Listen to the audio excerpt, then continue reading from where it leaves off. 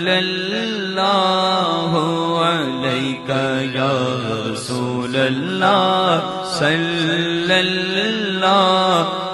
अलैका या हबीबल्लाह। अस्सलाम वालेकुम, मैं हूं आबिद हुसैन काजी। अज असी जिहड़ा है मटरां नूं तीसरा पानी लगा दिता है ते ये असी सादा पानी लाया है कि इहदे विच मिक्स भी कीता है। मिक्स सल्फर कीती है ते जी खाद यूरिया स्प्रे कीती है फुल्लां वास्ते, नाल स्प्रे कीती है जी साहब।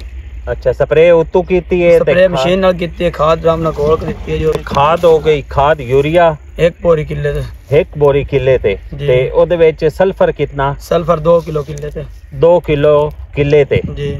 अच्छा, ते ये साडा फुल्लां ते आ गया जी। ते ये कितने दिनां विच फली जाना शुरू हो जासी? तकरीबन 5-7 दिनां विच छोटी छोटी फली तैयार होनी शुरू हो जासी। तैयार हो 15 दिनां विच 20 दिनां विच फली फुल भरी जासी जी।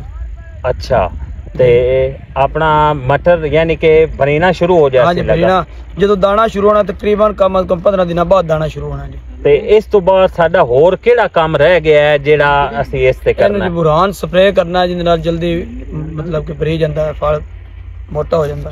फल दे मोटा जेड़ा हुंदा है वो बुरान स्प्रे नाल जी, बुरान स्प्रे नाल ग्रोथ रुक जांदी है ते फल दे ताकत लेके चला जांदा। अच्छा, वो साडा एक रह गया ते पानी भी होर लाना है? पानी भी एक रंदा है, एक पानी होर लाना है हाली ते बुरान स्प्रे करना है असी। बाकी एदा सारा मुकम्मल प्रोसीजर हो गया, क्लियर हो गया जी। अच्छा, असी दूसरा पानी जेड़ा लाया है वो असी सादा लाया है, जिंक ते खाद यूरिया लाया जी। ओदे विच भी जिंक ते खाद लाया जी। अच्छा, 5 किलो किले ते। अच्छा, वीवर्स नु मैं दसदा जावां जेड़ा असी एदा मटर ला दिता उस तो बाद असी पहला पानी लाया है जी, ओ नाल ही फौरन लगा दिता लावन तो दूसरे दिन ला दिता जी। दूसरे दिन ला दिता ओ सादा पानी है जी। उस तो पहले खुराक खाई कुछ पाई असी? उस तो पहले एक नेट्रो एक डीएपी पाई है जी। ओ पहले नेट्रो ते एक डीएपी। ते आजकल मटर दा रेट मंडी विच की चल रहा है? आजकल रेट 46-47 तक चलता पे जी, 3500 तो रख के। अच्छा, मुख्तलिफ मंडियां दे मुख्तलिफ रेट इन, लेकिन साडी करीबी मंडी ते इस टाइम 3500 तो 4500 रुपए मटर दा रेट चल रहा है, कल दा रेट है। इस तरह आलू महंगे होंदे जांदे न, आलूआं दी काश्त करना, इस तरह मटर दे बीज दी शार्टेज, उस तो बाद खाद दी शार्टेज दी वजह तो बड़ी शार्टेज है जी।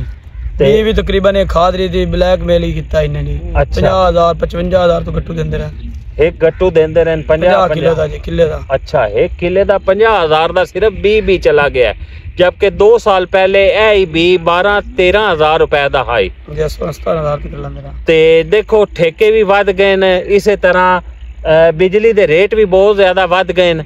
उस तो बाद साडे बीज वगैरह ते खाद ते बिल्कुल लभ ही नहीं रही। यूरिया 5 ते वागी जेडी 3600 दी 5000 दी मैं कल भी बोरी लेके आया नहीं, जल्दी नहीं पे सही। यूरिया भी बिल्कुल ब्लैक होके लभ रही है। ते बाकी इस तरह है भाई, मंडी दे रेट भी आजकल अच्छा है, अगर रेट इस तो डाउन हो जावे ते फिर नुकसान होना शुरू हो जाता है। ते वीवर्स तुहानू दिखाने हैं किथे असी ना इन्हां नू खादां नू सारियां नू पानी दे विच मिक्स कर रहे हैं, वो भी तुहानू सारा दिखाने हैं। ਇਹਦੇ ਵਿੱਚ ਅਸੀਂ यूरिया खाद 1 बोरी डाल ਦਿੱਤੀ है, उस तो बाद सल्फर ਵਿੱਚ डाल के ते ਇਹਨੂੰ अच्छी तरह हिला लिया। ऐसी सल्फर ते खाद यूरिया मिक्स कर दी है, ओदा मिक्सर देखो असी पानी दे विच ला के ते ए जेड़ा है मटर इन असी पिवा रहे हैं।